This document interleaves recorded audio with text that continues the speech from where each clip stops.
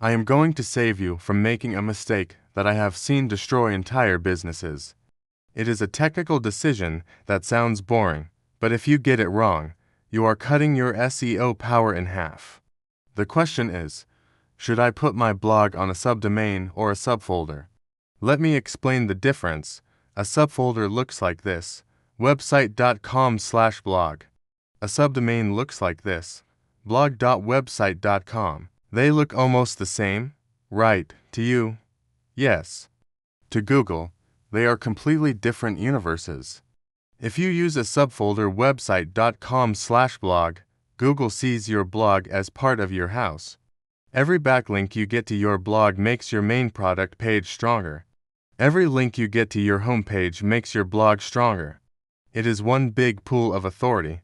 All boats rise with the tide. But if you use a subdomain blog.website.com, Google treats it as a separate website. It is like building a guest house across the street. If you get a backlink to your blog subdomain, your main site gets 0 credit. You are effectively splitting your SEO authority into 2 separate buckets. You are working twice as hard for half the results. I have seen companies move their blog from a subdomain to a subfolder and see a 40% traffic increase overnight. So, why do people use subdomains? Usually, because of lazy developers. Oh, the main site is on Shopify, but we want the blog on WordPress. It's easier to just put WordPress on blog. Website.com. Do not let them do this. It is lazy engineering, but it is bad business. How to check your status? Go to the Site Audit tool in SEMrush. Look at the crawlability report. It will show you all the URLs it found. If you see URLs starting with blog, or shop, or help, you have a subdomain problem. How to fix it? You need to migrate. You need to move the content to website.com, blog, and set up 301 redirects from the old subdomain to the new subfolder. This tells Google, the guest house is closed. Everyone moved into the main mansion. The exception, there is only one time you should use a subdomain.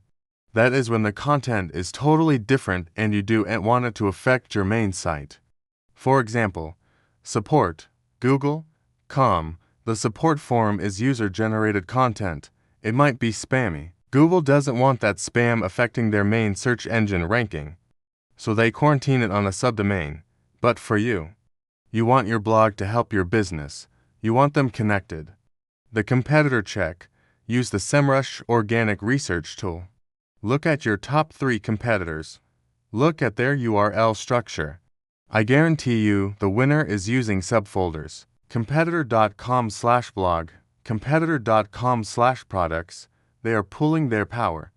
Don't let a developer talk you into a subdomain because it's easier to set up. SEO is not about what is easy. It is about what works. Keep your house together. Keep your authority in one bucket. Link is in the description.